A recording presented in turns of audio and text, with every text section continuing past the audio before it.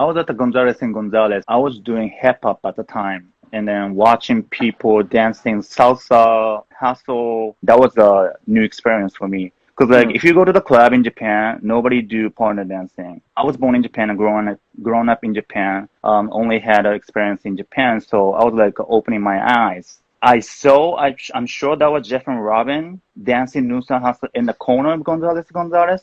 And I was like, what are they? They look different.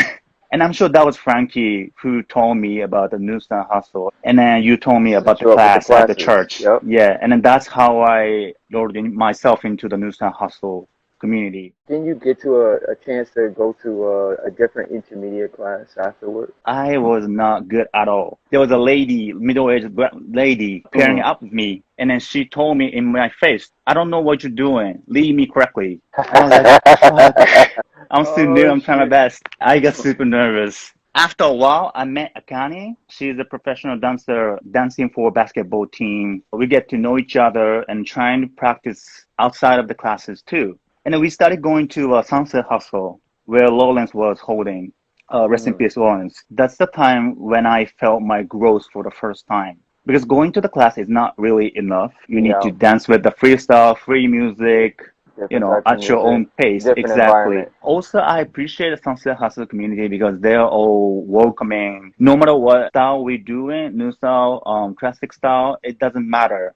Going to Jeff's classes and then also Sunset Hustle really hooked me into Sunset Hustle. I was in New York from 2011 to 13 for my work. So I was going to like popping session, hip hop session, house session, all of that. But I couldn't really hanging out with everybody because the work schedule was different from others. I was trying my best, but not really. I didn't feel like joining into the community. But after starting Hustle, the people having different backgrounds, right? Different ethnicity, different professionalism. Then I first felt like I was accepted to the community. That was a kind of life-changing event to me. Even after going back to Japan, I wanted to continue dancing Nusa Hustle. I went back to Japan 2013, October. There was nobody dancing Hustle around me, not even in Tokyo, anywhere in Japan.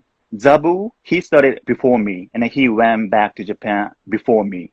He was dancing Nusa Hustle on stage. He was performing everywhere. Like he was a professional dancer, so I wasn't really close to him. So I was looking for my partner. At the time, I met a Japanese girl who was dancing Hustle in Vancouver, coming back to Japan. And we met in Tokyo, and we started dancing together. We were dancing just by us, but we wanted to have some, Hustle friends. So we invited like walking friends, hip hop friends, house friends, and some people were interested, some people not. And then that's what we used to do back then. Just used to promote it to everybody. We were just welcoming everybody and then trying to share whatever I know. And then there's a famous waka guy, Shingo. He's a very famous male waka dancer in Japan. He got hooked to Nusa Hustle, and then he brought all his students, all his teammates, and all his waka crew to our practice. And after several months, we got like 20 people, 30 people. And we were dancing outside in front of a station, but we had to book some space for that.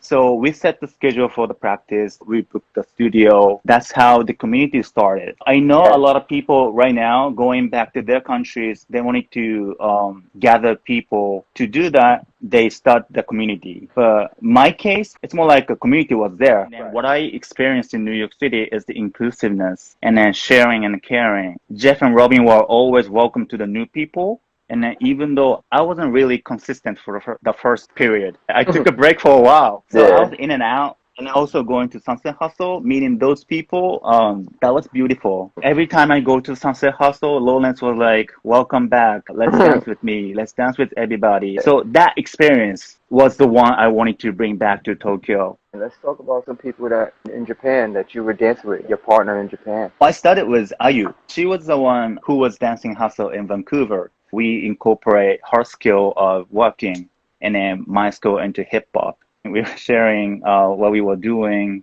to new people, and then a lot of people have different backgrounds. Some people are tap dancer, waka, some people hip hop, popping, house dancing. So the people have different background and skills, and then I want them to use them into Nusa Hustle because that's what it is. There's no limitation to their styles, and then that was the beauty of it. I learned that from Jeff and Robin.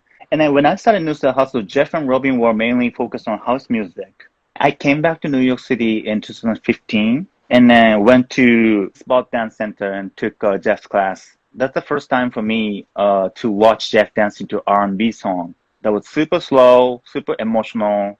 That opened my eyes again. There's a circle at the end of the class, and then we danced to it. We just freestyle to it.